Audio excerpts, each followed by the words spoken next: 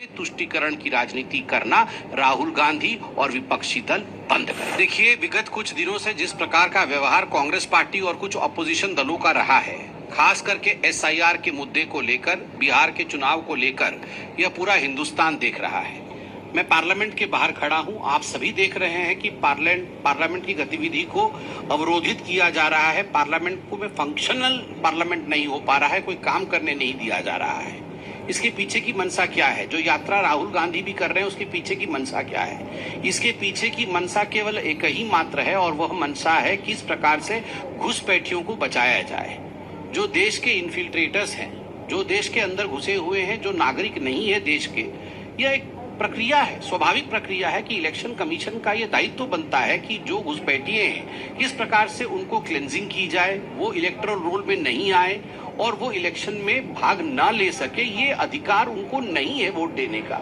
घुसपैठियों के माध्यम से किस प्रकार से चुनाव जीतना है, घुसपैठियों का किस प्रकार से इस्तेमाल करना है, तुष्टीकरण की राजनीति को किस प्रकार से आगे बढ़ाना है, यही राहुल गांधी और कांग्रेस पार्टी करती रही है।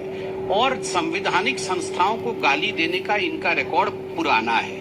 आप याद करिए, जब राम मंदिर का जजमेंट आया था तो सुप्रीम कोर्ट को पानी पी पीकर इन लोगों ने कोसा था। जजेस के नाम ले लेकर उनके खिलाफ मीम बनाकर सोशल मीडिया में छोड़ा था। और आज इलेक्शन कमीशन ऑफ इंडिया के खिलाफ जिस प्रकार का वक्तव्य सोशल मीडिया के माध्यम से और खुद राहुल गांधी दे रहे हैं, जिन शब्दों का प्रयोग वो कर रहे हैं, मुझे लगता है पूरा हिंदुस्तान उसे एक्सेप्ट नहीं कर रही है, उसे नकार रही है। और हिंदुस्तान देख भी रही है कि खिसियानी बिल्ली खंबा नोचे। और एक बात बिल्कुल स्पष्ट रूप से देश जानता है कि हम घुसपैठियों के साथ खड़े नहीं हैं। किसी भी कीमत पे घुसपैठिए आकर यहाँ पर वोट दे हिंदुस्तान में, हिंदुस्तान की फर्जी नागरिकता की सर्टिफिकेट लेकर हिंदुस्तान में वो तय करे कि राज किसका होगा, यह हिंदुस्तान नहीं होने देगा। उसके आड़ में तुष्टीकरण की राजनीति करना राहुल गांधी और विपक्षी दल बंद करें।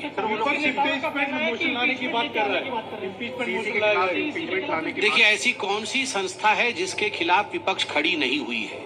हिंदुस्तान की कौन सी संस्था है जो पॉलिटिकल पार्टी सुप्रीम कोर्ट के खिलाफ बोल सकती है, जो पॉलिटिकल पार्टी राम मंदिर के जजमेंट के पश्चात जजेस को गाली दे सकती है, जो पॉलिटिकल पार्टी इंडिया के आर्मी को छोड़ नहीं सकती है, इंडिया के आर्मी के चीफ को सड़क का गुंडा करार दे सकती है? तो स्वाभाविक रूप से आप बताइए कि इलेक्शन कमीशन के लिए भी आज जिन शब्दों का प्रयोग किया जा रहा है, पार्लियामेंट के बाहर खड़े होकर जिस प्रकार से इलेक्शन कमीशन को गाली दी जा रही है, सड़कों पर इलेक्शन कमीशन को गाली दी जा रही है, और जिन शब्दों का प्रयोग किया जा रहा है, एक ही चीज दिखा रहा है कि संवैधानिक संस्थाएं, सबकी अपनी अपनी मर्यादा होती है, सबका अपना अपना बाउंड्री होता है, और एक संवैधानिक संस्था दूसरी संवैधानिक संस्था का हमेशा आदर करती है।